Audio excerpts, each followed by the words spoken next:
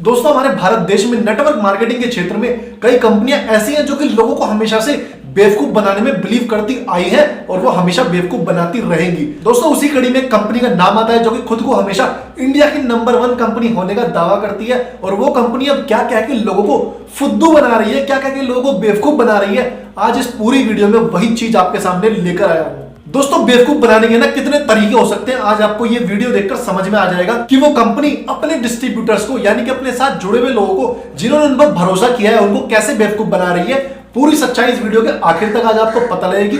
नमस्कार दोस्तों, मैं आपका साथी शुभम मित्तल एक बार फिर से आपका स्वागत करता हूं आपके अपने चैनल एसएच मित्तल ब्लेस्ड पर, जहां पर आपको हमेशा नेटवर्क मार्केटिंग के बारे में अद्भुत और कुछ अलग जानकारी मिलती है। तो दोस्तों चलते हैं डायरेक्ट इस वीडियो पर। तो दोस्तों इंडिया के नेटवर्क मार्केटिंग के इतिहास में खुद को इंडिया की नंबर 1 कंपनी समझने वाली इस कंपनी ने अभी थाईलैंड ट्रिप का एक कॉन्टेस्ट निकाला है और उस कॉन्टेस्ट को इन्होंने ऐसे डिजाइन किया है, मतलब ऐसे प्रेजेंट किया है या यूं कह सकते हैं ऐसे चिपकाया है लोगों को कि लोग भी सोचने पर मजबूर हो गए हैं कि यार ये तो करते हैं और उसके बाद हम थाईलैंड ट्रिप जाते हैं। लेकिन उसके पीछे कंपनी की मंशा क्या है, कंपनी का काला चेहरा क्या है उसके पीछे, वो मैं आपको बता रहा हूं। दोस्तों कंपनी ने इस ट्रिप को 3 पार्ट में डिवाइड किया है। कंपनी ने बोला कि 3 महीने में अगर आप ये कॉन्टेस्ट अचीव करोगे तो आप थाईलैंड जा सकते हो, यानी कि 3 महीने तक कंपनी ने आपको बिल्कुल बांध लिया है। और दोस्तों ये वही बात हुई कि जब प्रोडक्ट नहीं बिक रहे तो कंपनी ने सोचा कि यार अब कुछ ना कुछ तो करना पड़ेगा और कंपनी ने उसी टाइम सोचा कि बल्क बाइंग हम कैसे करा सकते हैं, क्योंकि इन्होंने टारगेट ऐसे ऐसे दिए हैं कि अगर बल्क बाइंग नहीं कराएंगे,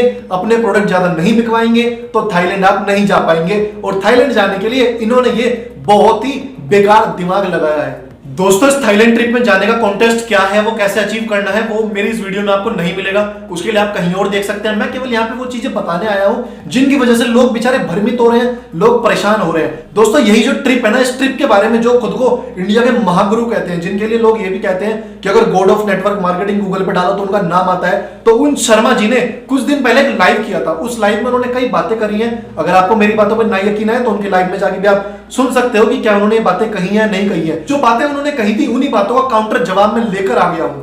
तो दोस्तों अपने लाइव में उन्होंने बताया था कि लास्ट मंथ उनकी टीम को यानी कि WWD को 15,000 लोगों ने ज्वाइन किया है। साहब 15,000 लोगों ने ज्वाइन तो किया है, लेकिन उनमें से कितने लोगों ने परचेजिंग करी है वो भी जरा बताओ, वो भी डाटा शेयर किया करो। वो आप शेयर नहीं करोगे क्योंकि ज्वाइनिंग करना तो कोई बड़ा काम नहीं है, केवल आईडी लगानी है, ज्वाइन हो जाता है बंदा। और वैसे 15,000 लोगों में से ज्यादा से ज्यादा लोगों की आप परचेजिंग करा भी सकते हो, क्योंकि आपके नाम पे लोग परचेजिंग कर लेते हैं। और वो जो नए लोग होते हैं ना, वो केवल इस बात पे परचेजिंग करते हैं कि वो आपके साथ जुड़ रहे हैं, लेकिन आप है ना उसी नाम का गलत फायदा उठाते हो। आप अपने नाम का गलत फायदा उठाते हो, ये बोलते हो मेरे साथ ये है कॉन्टेस्ट, वो कॉन्टेस्ट है, तुम आ जाओ परचेजिंग कर लो, ये कर लो वो कर लो, तुम्हारे घर में भी प्रोडक्ट नहीं आते। ऐसी मीठी मीठी बातों में फंसा के आप उन लोगों को परचेजिंग कराते हो, उसके बाद छोड़ देते हो।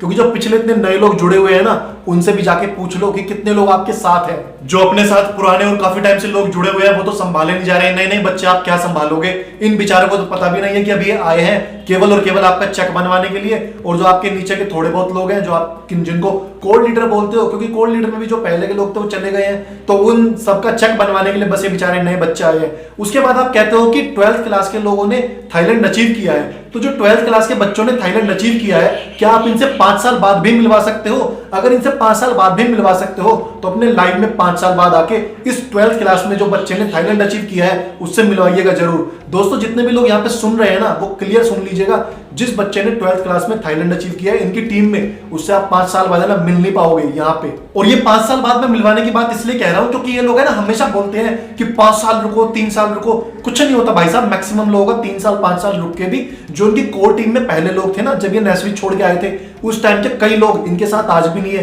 केवल वो ऊपर के है ना 2-3 लोग हैं बस, बाकी नीचे के जो सब लोग हैं, नीचे के लोग भी नहीं कहेंगे, उनके साथ कोर टीम में थे नेस्वीज में, वो इनको छोड़कर आज के टाइम में चले गए हैं। तो इन लोगों की हरकतें ऐसी हैं कि केवल ये अपना चेक बनाने के लिए आपको अपने साथ जोड़ते हैं, आपकी इतनी बल्क बाइंग कराते हैं, इतनी भारी मात्रा में परचेजिंग कराते हैं कि आप परेशान हो जाते हो, कर्ज के नीचे दब जाते हो। और वही उन अधिकतर लोगों के साथ भी हुआ था।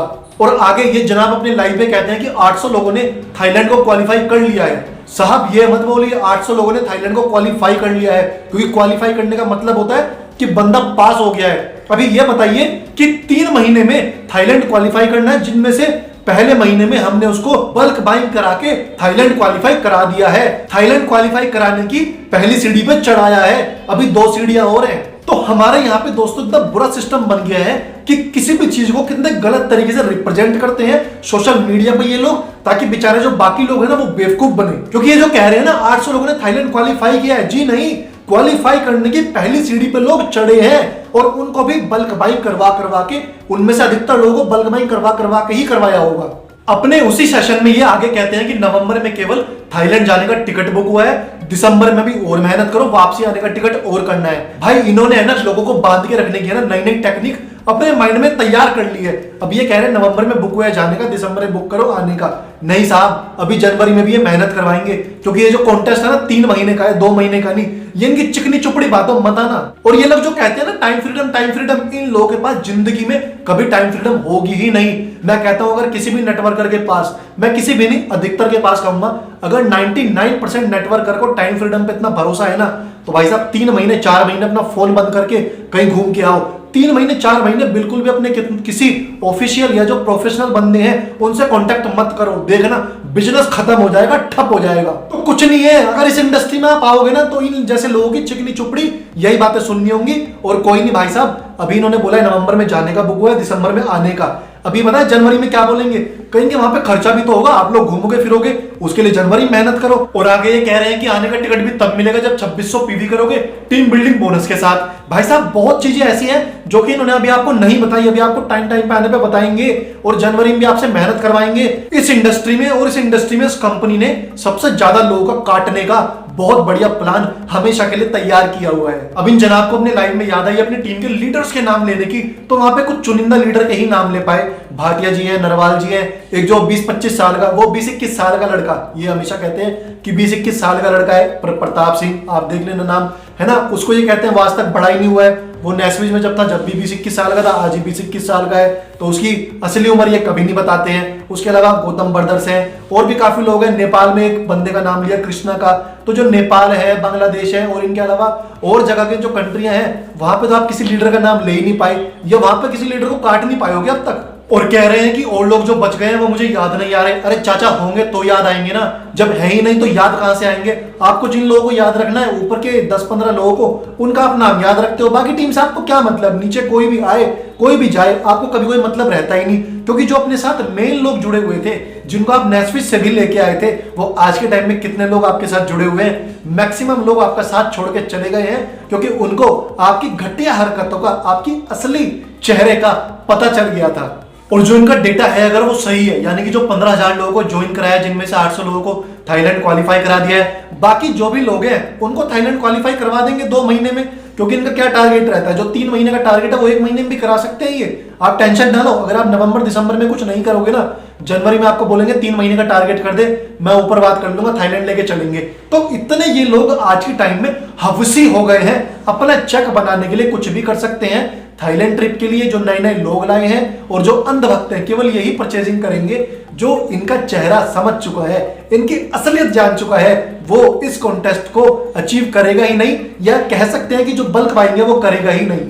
और ये बता रहे हैं कि जो उनकी कंपनी है उनमें से 10,000 लोगों ने क्वालिफाई कर लिया है। साहब बल्क बाइंग करवा के है ना, आप केवल अंधभक्तों को और जो नए लोग आ रहे हैं केवल उनको क्वालिफाई करा सकते हो। जो बंदा आपसे कैलकुलेटिव माइंड से पूछना चाह रहा होगा ना, उसको आप क्वालिफाई नहीं करा सकते। अच्छा, अपने लाइव में इन्होंने एक चीज और बोली हुई है कि 2 महीने और काम कर लो। चलो ठीक है, 2 महीने हमने और काम कर लिया, लेकिन साहब मैं आपसे ये पूछना चाहता हूं, क्या इन 2 महीने काम करने के बाद मैं 4 से 5 महीने अपना फोन स्विच ऑफ करके कहीं घूमने जा सकता हूं? स्विच ऑफ मतलब स्विच ऑफ, अपने किसी भी टीम मेंबर से, किसी भी डिस्ट्रीब्यूटर से, चाहे कितना बड़ा लीडर हो और कितनी बड़ी प्रॉब्लम आ गई मेरी टीम में, मुझे कोई कॉन्टेक्ट नहीं रखना है। क्या मुझे टाइम फ्रीडम मिल सकता है? क्या मेरा फोन स्विच ऑफ करके जो मेरा चेक आ रहा है वो मेरा बना रह सकता है? मेरी टीम टूट के कहीं और तो नहीं जाएगी ना?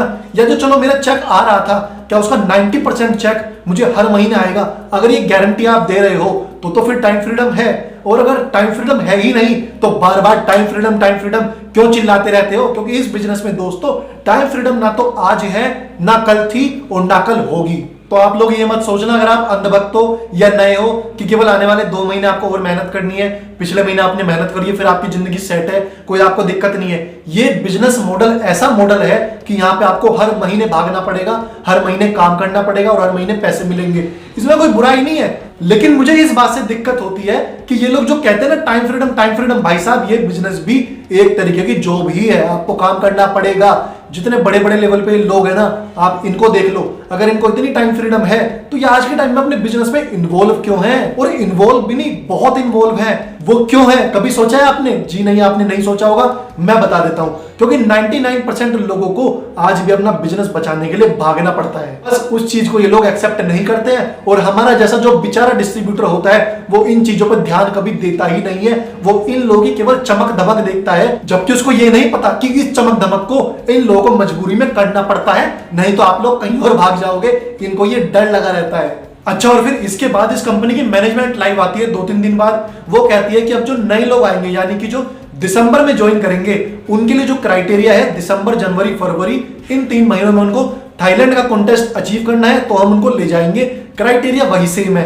तो भाई साहब, ये जो लोग हैं ना, ये इतने ज्यादा भूखे हो गए आज के टाइम में पैसे के, कि जो अब दिसंबर महीने में ज्वाइन होंगे उनको भी इन्होंने कॉन्टेस्ट दे दिया कि आप भी अचीव करो। मतलब उनको भी अब ये बल्क बाइंग करा करा के उनको भी अचीव करवाएंगे, क्योंकि कंपनी का प्रोडक्ट बिक नहीं रहा है, इसलिए ही कंपनी बल्क बाइंग करा करा के लोगों को मोटिवेट करने में लगी हुई है कि हम आपको थाईलैंड ले जाएंगे, थाईलैंड ले जाएंगे। और ये पता है क्यों कर रही है? क्योंकि मार्च में जब फाइनेंशियल ईयर की क्लोजिंग होगी ना, तो उस टाइम इनका जो बिजनेस है वो इन 4 महीनों में, यानी कि नवंबर, दिसंबर, जनवरी, फरवरी, मार्च, 5 महीने हो गए। तो इन 5 महीनों में इस कंपनी को अपना जो बिजनेस दिखाना है डीएसएन में, डायरेक्ट सेलिंग न्यूज में, वहां पे अच्छा खासा बिजनेस दिखाना है, ताकि इनकी जो रैंकिंग है पिछले साल से कम वो ना गिरे। तो इस कंपनी की ये जो सोच है ना, वो ये सोच है दोस्तों, आप समझ नहीं रहे हैं। कंपनी आपको थाईलैंड का जो सपना दिखा रही है ना, वो पता नहीं कब ले जाएगी। आप देख लेना, मैं श्योर हूं कि जनवरी में भी ये कंपनी बोलेगी कि अब जो जनवरी में न्यू ज्वाइन हुए हैं उनके लिए टारगेट है जनवरी, फरवरी, मार्च में आप टारगेट अचीव कर लो, ये बोलेंगे, आप देख लेना। क्योंकि इनको मार्च में जो फाइनेंशियल ईयर की एंडिंग होगी उसमें अपना बिजनेस हाई दिखाना है। क्योंकि पिछले जो 9 महीने गए हैं या जो 5-6 महीने गए हैं इन लोगों के लिए, वहां पे इनकी बहुत कम परचेजिंग हो पाई है। तो दोस्तों, ये है पूरी इस थाईलैंड ट्रिप की सच्चाई। इस ट्रिप के पीछे कंपनी की असली मंशा क्या है?